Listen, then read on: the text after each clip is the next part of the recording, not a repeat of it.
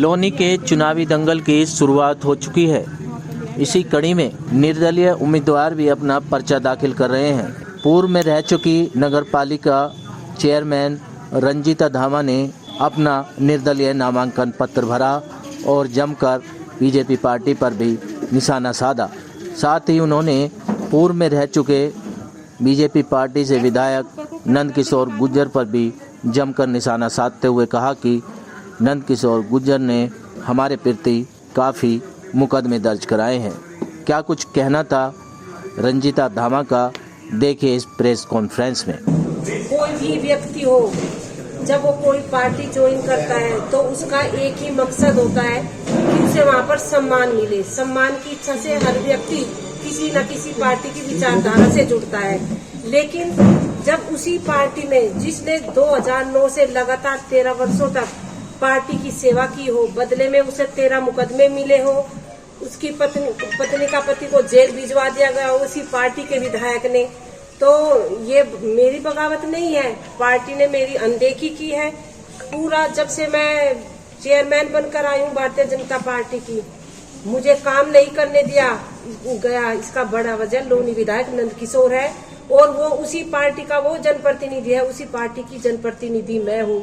तो ये कौन सी विचारधारा है? जब एक तरफ पार्टी जहाँ बात करती है सबका साथ सबका विश्वास, तो लेकिन मैंने देखा कि जो आज मेरे साथ हुआ है उसे देखकर मुझे यही लगता है कि जनता पार्टी चंद लोगों का विकास और चंद लोगों का विश्वास की तर्ज पर जो कार्य कर रही है उससे मैं बेहद दुखी थी। और मैंने ऐसी बात नहीं है, जब परसों विधायक ने पर्चा भरा टिकट 2 दिन पहले और था, मैं तब भी शांत थी, कोई विरोध नहीं किया। लेकिन जब 2 दिन बाद भी पार्टी के किसी एक पदाधिकारी का मेरे पास फोन तक नहीं आया कि नॉमिनेशन है बहन जी आपको भी जाना है, तो शायद पार्टी को मेरी जरूरत नहीं थी। मैंने महसूस किया कि पार्टी को मेरी जरूरत नहीं है, शायद उन्हें मेरा ख्याल नहीं है। एक तरफ पार्टी बात करती है कि सबको साथ लेके चलो, दूसरी तरफ मैं एक महिला, उसका इतना अपमान, तो मैंने सोचा शायद पार्टी को मेरी जरूरत नहीं है और इसलिए मैंने अपने पार्टी से त्यागपत्र दी। मेरे पास था एक सच्चे कार्यकर्ता की अनदेखी करना कितना महंगा पड़ता है, ये इस चुनाव में आप सब लोगों को पता चल जाएगा। क्या उम्मीद है आपको? क्या उम्मीद है? नेताओं पर आरोप लगाया कि नेताओं ने आपका साथ नहीं दिया, स्वतंत्र देव सिंह आपसे मिले। अब आपने त्यागपत्र देने के बाद किसी बड़े नेता ने स्वतंत्र देव सिंह का या प्रदेश किसी नेता का फोन आया, संपर्क करने की कोशिश की गई है? अब जब सब कुछ आप ये करो कि सांप निकल गया, उसके पूंछ पकड़ने से क्या फायदा है? तो निकल गया सब कुछ। अब लास्ट में याद आई पूरे सब लोग कहाँ थे? मैं 3.5 साल से ये चीजें झेल रही हूँ। अब आप चुनावी मैदान में हैं, किससे टक्कर है आपकी? क्या समीकरण है? क्योंकि रालोद और सपा का गठबंधन है, उनके पास संगठन है। भाजपा के मौजूदा विधायक नंदकिशोर गुर्जर है, उनके साथ संगठन है। आपके साथ कौन है और क्या रणनीति है? मेरे साथ पूरी लोनी की जनता खड़ी है। चुनाव जनता जनार्दन का आदेश होता है। आप लोगों ने देखा भी होगा कि जरूरी नहीं है निर्दलीय विधायक या सांसद चुन के नहीं आते, आदमी का वजूद मजबूत होना चाहिए। हमने लोनी के लोगों के दिलों में इतनी जगह बनाई है कि मेरे पास खुद फोन आ रहे थे, बहन जी मत बैठो, हमारा वोट बेकार जाएगा, क्योंकि हमारी पसंद का एक भी प्रत्याशी किसी भी पार्टी ने नहीं उतारा है। इसलिए हम अगर आप नहीं उठोगे तो हम वोट नहीं देंगे, हम नोटा का बटन दबाएंगे। ये नहीं देखा कि कल मेरा प्रोग्राम भी है, उसके बाद भी अभी 5-6 दिन पहले की बात है, पार्टी की जो भी पत्रक थे घर घर मैंने खुद जाकर बेटा गांव में जहां मेरी ड्यूटी लगती हर घर जाकर पत्रक भी चिपकाए। तो मैंने तो अंत समय तक पार्टी की सेवा की, लेकिन पार्टी ने अंत समय तक भी मेरी कोई सुध नहीं ली। मेरा पति आज जेल में है, पार्टी के किसी भी एक पदाधिकारी का मेरे पास ये फोन नहीं आया कि बहन जी हम तुम्हारी इस मामले में क्या मदद कर सकते हैं। अब बताइए, हम जब एक पार्टी, मुझे बेहद दुख है इस पार्टी में कि अगर एक पार्टी अपने परिवार को ही साथ लेके न चलेगी तो और क्या करेगी। मैं भी इसी पार्टी की एक जनप्रतिनिधि थी, वो भी इसी विधायक भी इसी पार्टी का जनप्रतिनिधि था। बड़े लोगों को, मुखियाओं को ये समझना, उस समय पर ये समझाना चाहिए था कि तुम दोनों मिलके चलो, लेकिन पार्टी ने उन्हें इतनी आजादी दे दी कि तुम हमारे जो मर्जी आए उनके ऊपर वो करो, और हम लगातार सहते चले गए। आज तक इसीलिए चुप थी क्योंकि भारतीय जनता पार्टी की एक सच्ची कर्मठ सिपाही थी। लेकिन आज जब उसका टिकट दोबारा भारतीय जनता पार्टी ने दोबारा उसे ही प्रत्याशी बना दिया। आज तो मेरा पति जेल गया है, अगर ये दोबारा विधायक बन के आ गया तो मेरा पूरा परिवार जेल में होगा। कौन छुटाएगा मुझे? कौन सी पार्टी मेरी सुध लेगी? अब पार्टी को मेरे फोन नंबर भी मिल गए सबको कि हम बात करना चाहते। उस दिन से कहाँ गए थे ये लोग? उस दिन नहीं दिखाई दिया कि एक महिला हर दरवाजे पर जाकर रो रही है, उसके भी आंखों की कोई तो पार्टी स्तर से क्या मनाने की कोशिश की जा रही है? आपके पास फोन आ रहे हैं क्या? फोन दूसरों के थ्रू आए हैं, लेकिन अब क्योंकि मैंने पहले भी कहा था कि सम्मान के साथ मैं कोई समझौता नहीं करूंगी। मेरे लिए सबसे पहले सम्मान है और बाकी चीजें बाद में। पार्टी का कोई अधिकारी आपका मनाता तो आप क्या पार्टी ज्वाइन करना चाहेंगी? क्या पार्टी का कोई अधिकारी आपके पास आके मनाता तो आपको पार्टी ज्वाइन करना चाहेंगी? मैंने क्योंकि ये बार ये घोषणा मैं सार्वजनिक मंच से कर चुकी हूँ। 26 तारीख को गया था कि अगर मैंने क्या संदेश दिया था, यही तो कहा था कि पार्टी मेरी अनदेखी ना करे। मैंने कहा था कि अभी भी मौका है, एक चांस हो, और मैं गारंटी देती हूँ भारतीय जनता पार्टी को, अगर मुझे यहाँ से प्रत्याशी बनाया होता तो मैं कह रही हूँ रिकॉर्ड तोड़ मतों से जीत होती। लेकिन पार्टी ने कहते हैं ना कि एक सच्चे कार्यकर्ता की अनदेखी करना।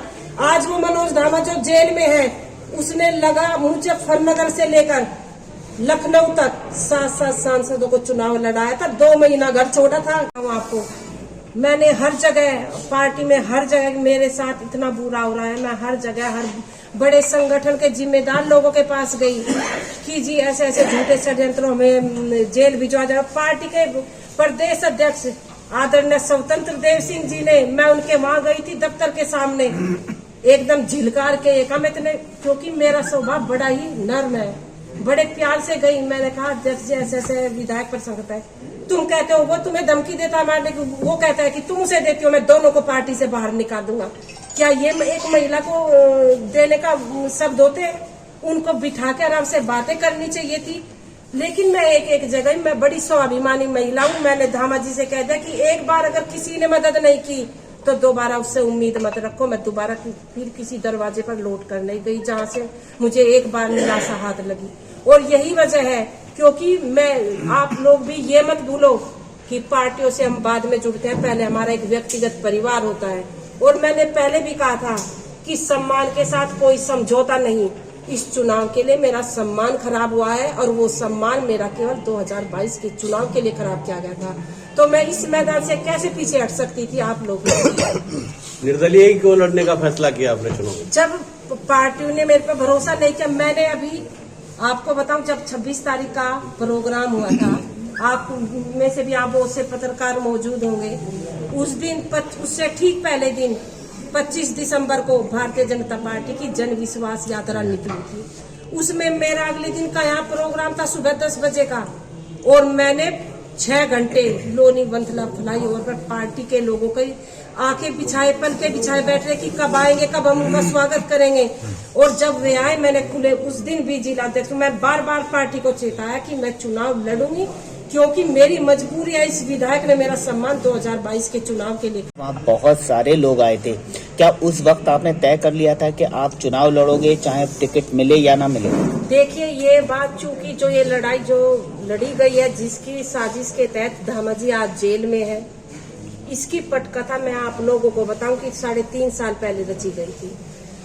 इसकी एक बड़ी वजह भी आज आप सभी पत्रकार बंधु यहाँ पर उपस्थित है, मैं आपके सामने इस बात का एक खुलासा करूंगी।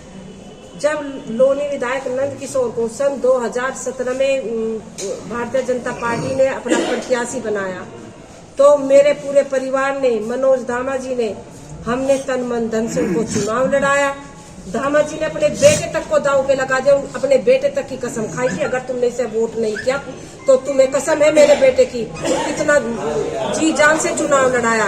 ठीक उसके 6 महीने बाद नगर पालिका अध्यक्ष पद के लिए चुनाव हुए। यहाँ पर महिला सीट आरक्षित हुई। हम टिकट की दावेदारी कर रहे थे, टिकट हमारा गाजियाबाद से ही फाइनल हो गया था, लेकिन लोनी विधायक नंद किशोर गुर्जर ने वहां जाकर जो लखनऊ में बखेड़ा खड़ा किया था कि इनका टिकट ना हो, ऐसा 6 महीने बाद ऐसा क्या हो गया, हमसे क्या गलती हो गई? जिस आदमी को हमने बनाया वो हमारा जान का दुश्मन बन गया था। तो धामा जी ने तब उस समय फेसबुक पर एक कमिटमेंट किया था कि अगर हम विधायक बनाना जानते हैं तो विधायक की सीट से उतारना भी जानते हैं, और हम विधानसभा चुनाव लड़ेंगे। हर व्यक्तिगत अपना अधिकार होता है, व्यक्तिगत संविधान में लिखित है कि हर व्यक्ति को अपनी जो अंदर की अभिव्यक्ति है उसको विचारों को व्यक्त करने का अधिकार है। अगर उन्हें फेसबुक में ये चीज रख दी तो ये क्या तरीका है कि एक महिला को उनके पीछे लगा दिया गया, उन्हें भ्रष्टाचारी बना दिया गया, वे बलात्कारी भी हो गए, भ्रष्टाचारी भी हो गए, जबकि उससे पहले दामा जी ने 5 वर्षों में लोनी में इतने विकास कार्य कराए कि जिसकी बदौलत हम दोबारा से यहाँ पर नगर पालिका अध्यक्ष के पद पर चुने गए। वैद्य बाबूराम वर्मा 15 सालों का इलाज का भरोसा। हमारे यहाँ आयुर्वेदिक औषधियों के द्वारा सभी बीमारियों का सुविधाजनक इलाज किया जाता है, जैसे खांसी, सांस, दमा, बुखार, टाइफाइड, मलेरिया, पीलिया, बवासीर, शुगर, हेपेटाइटिस, खूनी बवासीर, पिरमे, श्वसन लघु शंका आदि का इलाज आयुर्वेदिक पद्धति द्वारा किया जाता है। इसके अलावा सभी बीमारियों की जांच भी तसल्ली बख्श की जाती है, जैसे अल्ट्रासाउंड, एक्सरे, ईसीजी, रक्त, मलमूत्र, वीर्य की जांच इत्यादि। हमारे यहाँ दिल्ली सरकार द्वारा टीकाकरण, टीबी का इलाज व जांच मुफ्त की जाती है। हमारा पता है वैद्य बाबूराम वर्मा चैरिटेबल सोसाइटी, 329 गली number 9, Mandoli extension, near Nand Nagri bus depot के सामने, दिल्ली 93। आप हमारे नंबरों पर भी संपर्क कर सकते हैं। हमारे फ़ोन नंबर हैं 9213329205, 9211478312, 9910418312। आप हमारे चैनल पर भी दिए गए नंबरों पर भी संपर्क कर सकते हैं। हमारा फ़ोन नंबर है 8506973234।